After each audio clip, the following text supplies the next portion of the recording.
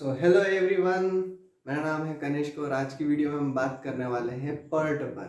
ठीक है, हम पिछले इसी सीरीज में सीपीएम पर बात कर चुके थे। सीपीएम में किस तरह से क्वेश्चंस को सोल्व करना होता है, नेटवर्क डायग्राम बनाना होता है और टोटल फ्लोट फाइंड करना होता है, ताकि इससे हमें पता चल जाए कि जो भी हमारा प्रोजेक्ट है वो कितने मैक्सिमम टाइम में कंप्लीट हो जाना चाहिए। अगर उससे ज़्यादा टाइम लग रहा है तो उस प्रोजेक्ट को हम डिले बोलेंगे। अब हम आज पर्ट पर बात करेंगे। पर्ट के अंदर हमको एस्टिमेटेड टाइम क्लियरली नहीं दिया हुआ होता है, ठीक है ना। 3 तरह के टाइम्स दिए होते हैं, हमको एस्टिमेटेड टाइम फाइंड करना होता है। और क्योंकि अब एस्टिमेटेड टाइम हमने फाइंड किया है प्रोबेबिलिटी का यूज करके, तो हम उसके अंदर वेरिएंस भी निकालेंगे और फिर उसके अंदर हम अलग अलग टाइमिंग के हिसाब से प्रोबेबिलिटी भी निकालेंगे कि इतने, अगर प्रोजेक्ट मान करके चलते हैं 19 दिन में कंप्लीट होना है ना। अब अगर मतलब 19 दिन कंफर्म तो है नहीं कि 19 दिन में हो ही जाएगा, हो सकता है कि कम दिन लगे, हो सकता है कि ज़्यादा दिन लगे, तो हमको उसकी प्रोबेबिलिटी भी फाइंड करनी होती है। और कुछ क्वेश्चंस में प्रोबेबिलिटी दे रखी होगी तो हमको डेज भी फाइंड करने होते हैं। ठीक है, तो चलो हम क्वेश्चन पर आते हैं। Okay, here's the question on the board. और यहाँ पर हमें पर्ट का क्वेश्चन दे रखा है। 3 तरह की टाइमिंग्स दे रखी हैं यहाँ पर, TO, TM और TP। इस जगह पर TO का मतलब होता है ऑप्टिमिस्टिक टाइम, TM का मतलब होता है मोस्ट लाइकली टाइम और TP का मतलब होता है पेसिमिस्टिक टाइम। ठीक है ना, मतलब पेसिमिस्टिक मतलब कि मैक्सिमम, ठीक है, और ऑप्टिमिस्टिक मतलब कि मिनिमम, और मोस्ट लाइकली मतलब कि उनका बीच का कुछ भी टाइमिंग। ठीक है ना।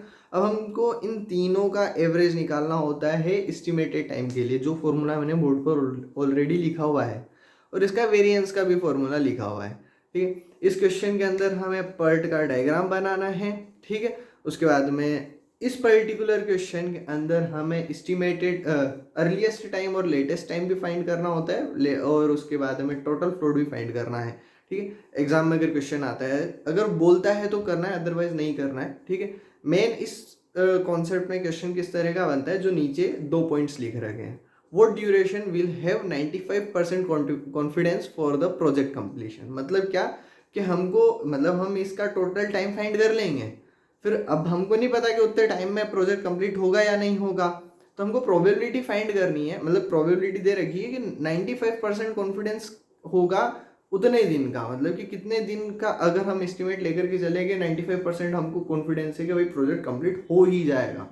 ठीक, सेकेंड क्वेश्चन क्या दे रखा है, what is the probability that a project will complete in 22 days, 18 days और 19 डेज। मतलब क्या कि हमको प्रोबेबिलिटी फाइंड करनी है कि क्या प्रोबेबिलिटी है कि 22 दिन में प्रोजेक्ट कंप्लीट हो जाएगा, या 18 दिन में कंप्लीट हो जाएगा, और 19 दिन में कंप्लीट हो जाएगा। ठीक है, तो सबसे पहले तो हम एस्टिमेट टाइम फाइंड कर लेते हैं, और उसके बाद में हम इसका नेटवर्क डायग्राम बनाएंगे। नेटवर्क डायग्राम को ही पर्ट डायग्राम भी कहते हैं। जब भी अगर सीपीएम का भी क्वेश्चन आता है तो वहां पर भी कई जगह पर ऐसा लिखा होगा, वो क्वेश्चन दिखेगा सीपीएम का, पर वो बोलेगा ड्रॉ द पर्ट डायग्राम, तो कंफ्यूजन नहीं होना है उस जगह पर।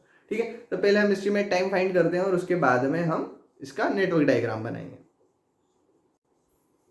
ओके, तो हम लोग एस्टिमेट टाइम फाइंड करने जा रहे हैं, और एस्टिमेट टाइम फाइंड का करने का तरीका ये है कि हम इन तीनों का एवरेज लेंगे। एवरेज भी कैसा, वेटेड एवरेज लेंगे। ठीक है ना, ये कंफ्यूजन किसी को नहीं होना कि सर 3 तरह की टाइमिंग्स हैं, इसका एवरेज निकालेंगे तो तीनों का ऐड करके 3 का डिवाइड करना चाहिए। नहीं, ऐसा नहीं करेंगे हम मोस्ट लाइकली वाले टाइम के इस बीच वाले कॉलम को हम ज्यादा वेट, ज्यादा तवज्जो देना चाह रहे हैं इस जगह पर। ठीक है ना, ज्यादा इंपॉर्टेंस हम इसको देंगे, इस कारण से हम टीएम को 4 टाइम्स लेंगे और बाकी दोनों को 1 1 टाइम लेंगे। इसलिए डिवाइड 6 का हो रहा है, क्योंकि टोटल कितना हो गया, फिर 6 हो गया ना। ठीक है, अब ये चीज फॉर्मूला के यूज करके हम क्या करना है, बस सिंपल चीज है क्या, बीच वाले में 4 का मल्टीप्लाई करते जाओ, अगल बगल के ऐड करके 6 से डिवाइड करते जाओ। ठीक है, अब एग्जाम में ध्यान में रखना है, ये चीज गलती नहीं करनी। मैंने यहाँ पे बोल दिया कि बीच वाले का 4 टाइम्स करना है, ध्यान रखना है जहां टीएम लिखा हो उसका 4 टाइम्स करना है। ऐसा नहीं हो कि एग्जामिनर ने टीएम को इधर रख दिया, टीओ को इधर रख दिया, तो फिर अपन कुछ भी कर रहे हो उस हिसाब से। ठीक है, चलो सोल्व करते हैं ना।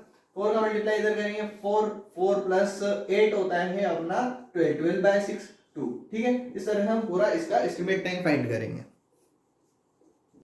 ओके, तो इस तरह से इसका एस्टिमेट टाइम फाइंड हो जाएगा हमारे पास में। ठीक है, ये इस जगह पर हमारे इंटीजर्स आ गए हैं, बहुत अच्छी बात है। अगर क्वेश्चन एग्जाम में जब भी आता है, अगर इधर उधर कुछ नंबर, क्योंकि ये क्वेश्चन गलत नहीं हो सकता है किसी भी तरह से, यहाँ पर कुछ भी नंबर रखे जाए क्वेश्चन वैलिड है।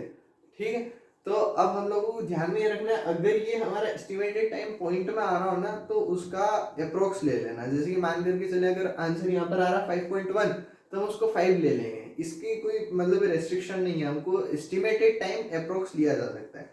सेम प्रोसीजर यहाँ पर फॉर्मूला लिखा है हमारे पास में वेरिएंस का, वेरिएंस निकाल लेंगे। वेरिएंस का ऐसा कुछ काम होता नहीं है, बस टोटल लेंथ फाइंड करता है प्रोजेक्ट का, ठीक है, ये बस दिखाने का है, मेन काम का हमारा एस्टिमेटेड टाइम से ही होता है, ठीक है। अब वेरिएंस फाइंड कर लेते हैं। वेरिएंस में क्या करना है, टीपी माइनस टीओ करना है, इन दोनों को सब्ट्रैक्ट करना है और 6 से डिवाइड करके उसका स्क्वायर भी करना है, ठीक है ना। तो क्या करना है, 7 माइनस 1 6, 6 बाय 6 1, 1 का स्क्वायर 1, ठीक। वापस से यहाँ पर भी 1 आ जाएगा, फिर यहाँ पर क्या आ जाएगा, वापस यहाँ पर भी 1 आ जाएगा, ठीक है। इस तरह से वेरिएंस आ सकता है, तो 0 ही हो गया, ठीक है। इस तरह से हम बाकी के वेरिएंस फाइंड कर लेंगे,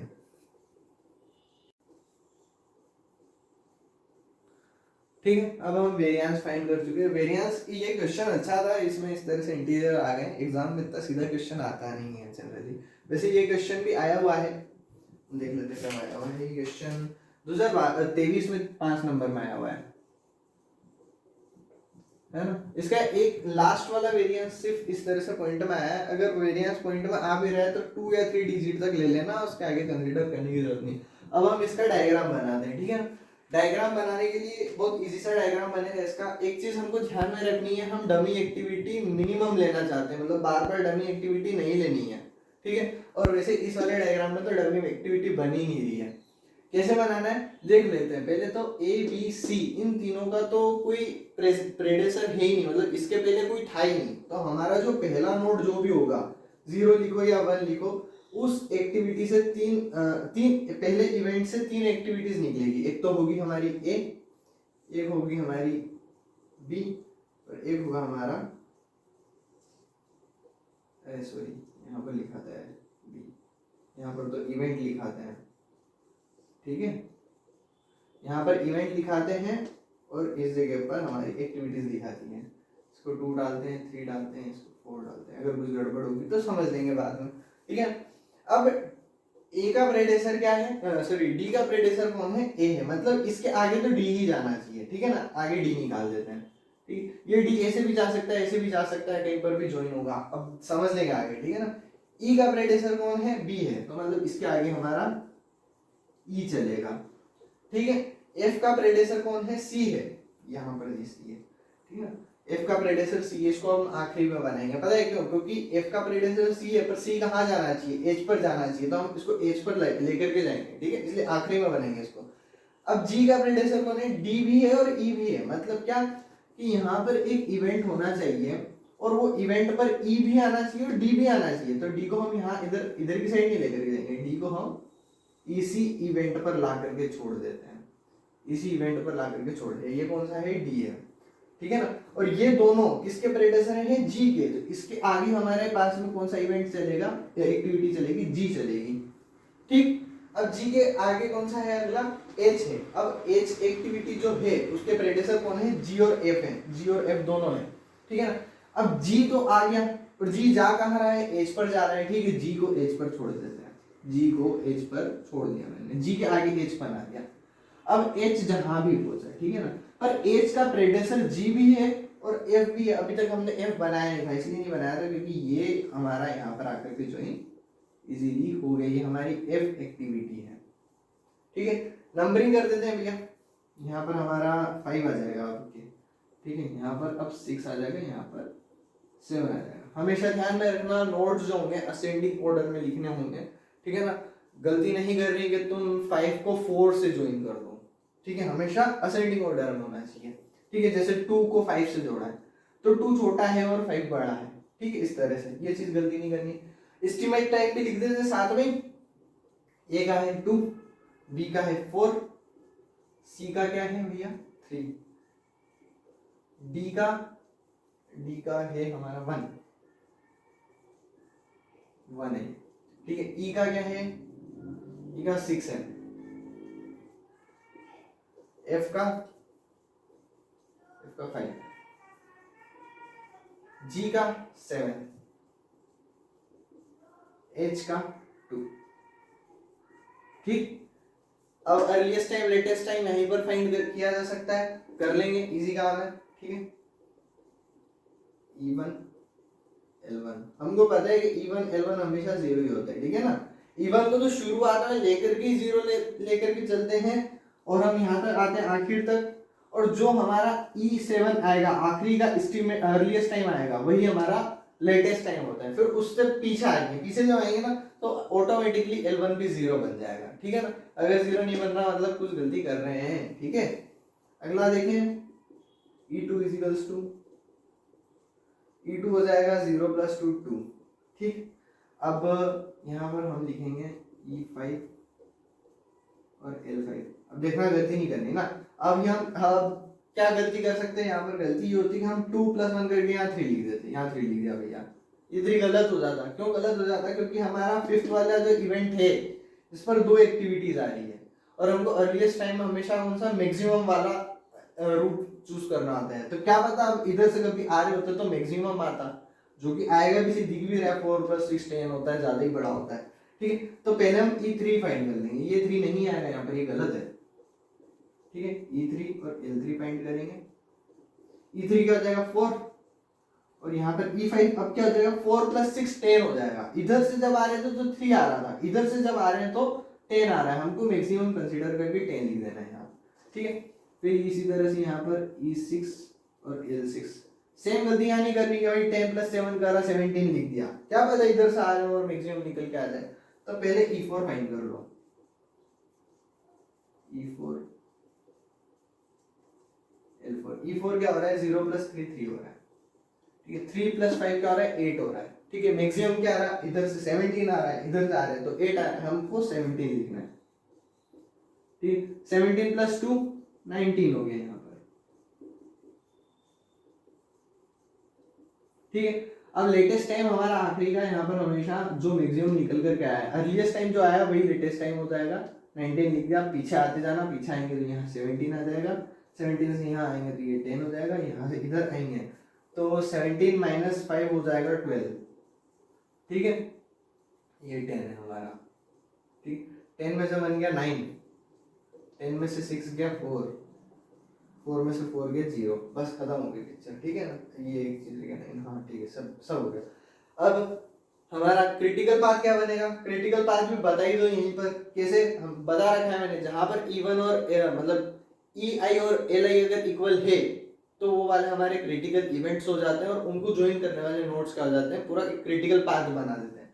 तो ये दोनों 0 0 है, ये 4 4 है, तो इसको ज्वाइन कर दो भैया। फिर ये 4 4 ये 10 10 तो ये इक्वल है भाई, ये 10 10 ये 17 17 ये इक्वल है, ठीक। ये 17 17 19 19 ये इक्वल है, ये हमारा क्रिटिकल पाथ बन गया, ठीक है। कोशिश करना अलग कलर यूज कर लो, जब भी हम एग्जाम में करेंगे तो ब्लैक और ब्लू का यूज कर सकते हैं, ठीक है। ऑब्वियसली रेड यूज नहीं करना है वहां पर, ठीक। ये हमारे क्रिटिकल पाथ बन चुका है, नेटवर्क डायग्राम रेडी हो चुका है। अब इसके आगे हम क्या करेंगे, क्रिटिकल पाथ को हम लिख लेते हैं और वेरिएंस भी लिख लेते हैं, उसके बाद में हम ये टेबल और डायग्राम हटा देंगे क्योंकि कुछ कैलकुलेशंस लगेगी आएगी। तो क्रिटिकल पाथ में यहाँ लिख देता हूँ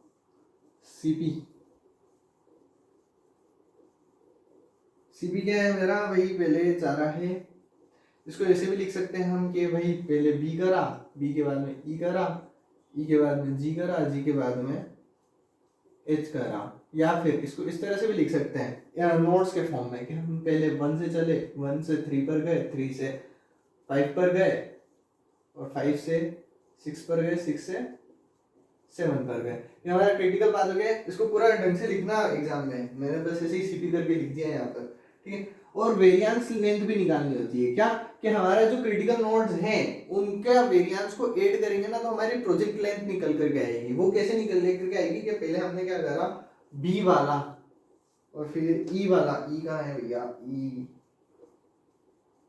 ई वाला और फिर जी और फिर एच, इन सबको ऐड करेंगे ना तो प्रोजेक्ट लेंथ भी निकल करके आएगी। तो हम प्रोजेक्ट लेंथ भी लिखेंगे,